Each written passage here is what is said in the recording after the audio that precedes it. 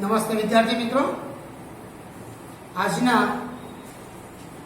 આ વિડીયોમાં આપણે ધોરણ 9 વિષય સામાજિક વિજ્ઞાન પાઠ 9 મૂળભૂત હક્કો, મૂળભૂત ફરજો અને રાજ્યનીતિના માર્ગદર્શક સિદ્ધાંતોની આપણે ચર્ચા કરીશું.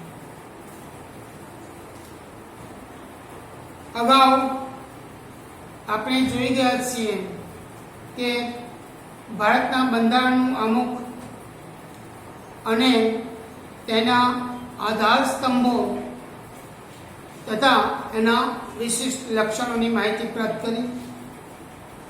હવે આ પ્રકરણમાં આપણે બંધારણના વિશેષ જે મહત્વના લક્ષણો છે,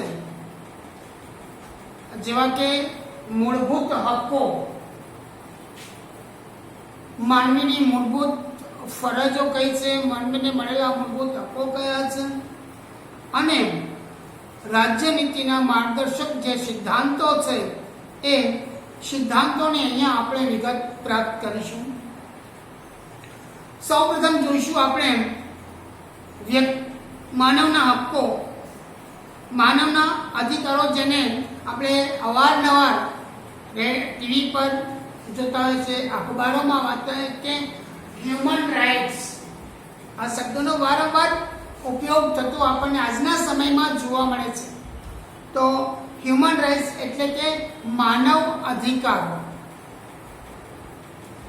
મિત્રો, વ્યક્તિ માત્રના અસ્તિત્વ અને તેના અસ્તિત્વના સંપૂર્ણ વિકાસ સાધવામાં મદદરૂપ એવી સામાજિક પરિસ્થિતિઓનું નિર્માણ થયું અને એ પરિસ્થિતિઓને ચાલુ રાખવી અથવા તો ચાલુ રહેવી એ સામાન્ય રીતે આપણે એને માનવ હક કહી શકીએ છીએ. દરેક લોકશાહીમાં, દરેક દેશમાં તેના નાગરિકોને કેટલાક પાયાના મૂળભૂત હક્કો આપવામાં આવે છે. પાયાના મૂળભૂત હક્કો, મિત્રો, પાયાના મૂળભૂત હક્કો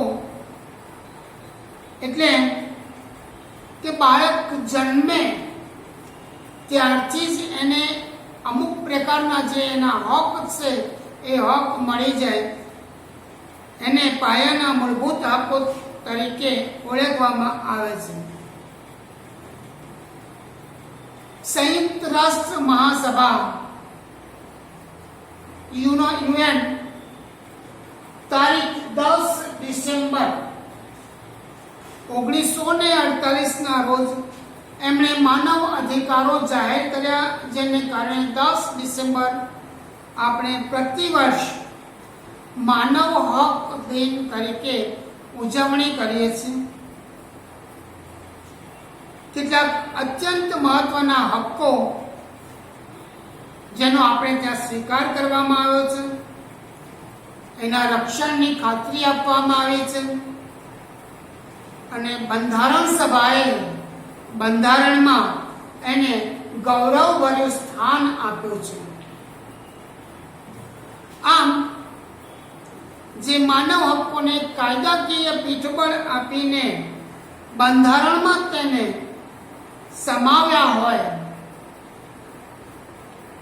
એને મૂળભૂત હક્કો કહેવામાં આવે છે. એટલે આપણને જે મળેલા મૂળભૂત હક્કો છે, બાળકને જન્મની સાથે જ જે અધિકારો, મૂળભૂત હક્કો મળી જાય છે, એ બંધારણમાં સમાવવામાં આવેલા છે.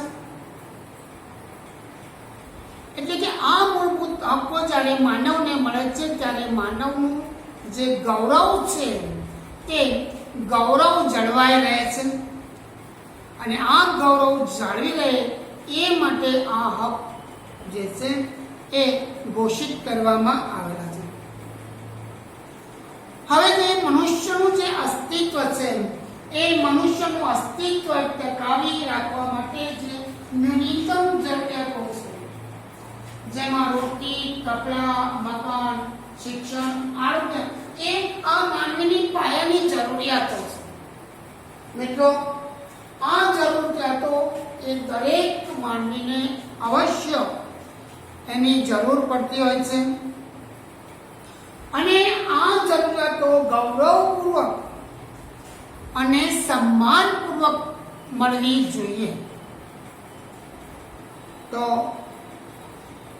આના દ્વારા જ વ્યક્તિ પોતાનો સર્વતોમુખી જે વિકાસ છે એ વિકાસ સાધી શકે છે અને દરેક વ્યક્તિને તે જાતનું રાજકીય સામાજિક વાતાવરણ પણ મળી રહે છે. એ માટે રાજ્ય સરકાર જે છે એ રાજ્ય સરકાર તેનો સ્વીકાર કરી એની બાંહેધરી, એના રક્ષણની બાંહેધરી પણ આપવામાં આવી છે. આમ પાયાના જે મૂળભૂત માનવ અધિકારો છે એ માનવ અધિકારો એ લોકશાહી પ્રશાસનની લોકશાહી જે શાસન પ્રથા છે એની પાયાની ઓળખ છે એમ આપણે કહી શકીએ છીએ. મિત્રો, આ જોયું આપણે માનવ અધિકાર વિશે, હ્યુમન રાઇટ્સ વિશે. એમાં મૂળભૂત જે હકો છે એટલે કે ફંડામેન્ટલ રાઇટ્સ, મૂળભૂત હકો. તો મૂળભૂત હકો કયા છે? રાષ્ટ્રની સ્થિરતા, વ્યક્તિ સ્વાતંત્ર્ય અને એના રક્ષણ તથા સરમુખત્યારશાહીના રક્ષણ માટે, જે સરમુખત્યારશાહી છે એ સરમુખત્યારશાહીના સામેના રક્ષણ માટે મૂળભૂત હકો પણ જરૂરી છે. એમાં 6 હકો આપવામાં આવેલા છે આપણને.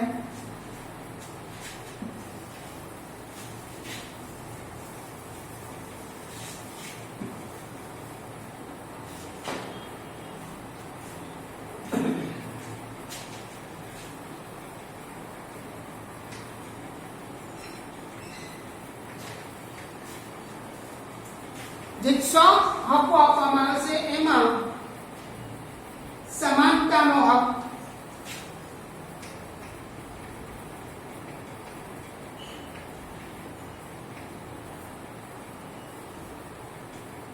સ્વાતંત્રતાનો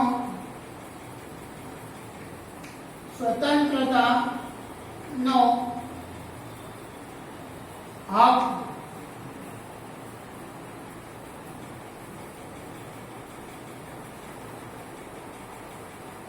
શોષણ સામેનો હક,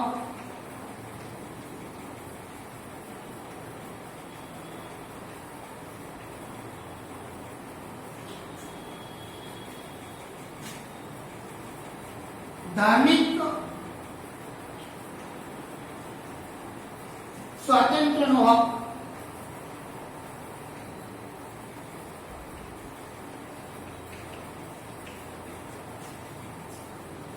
સાંસ્કૃતિક અને શૈક્ષણિક હક,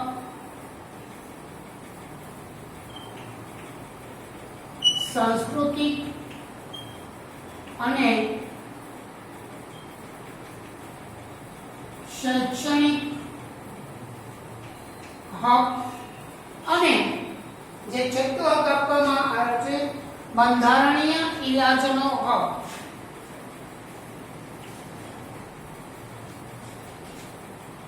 બંધારણીય ઇલાજોનો હક.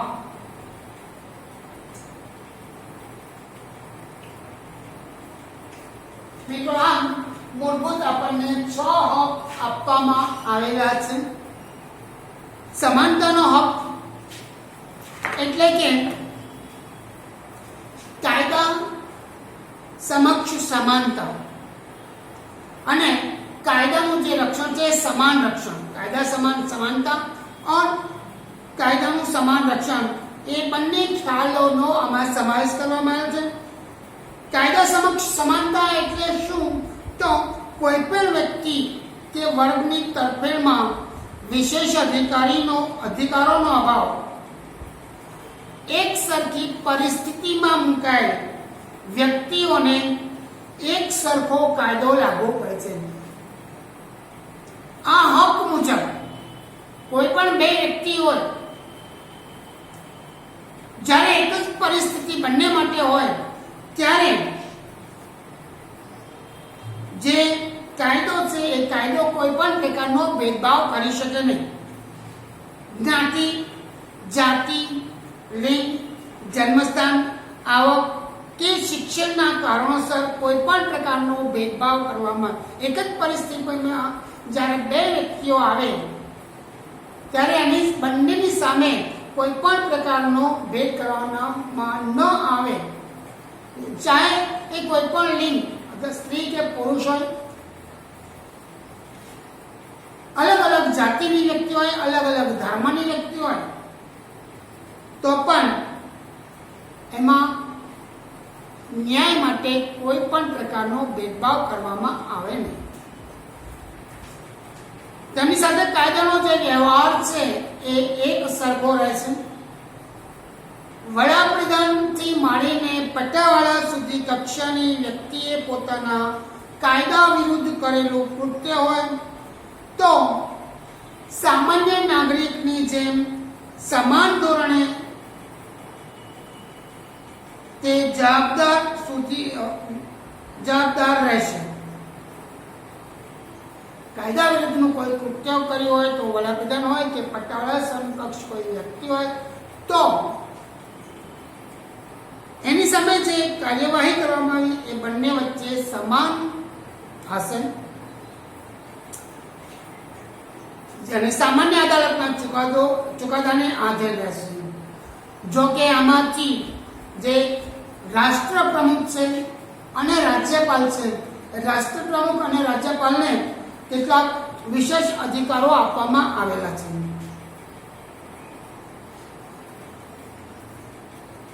કાયદાનું સમાન રક્ષણ.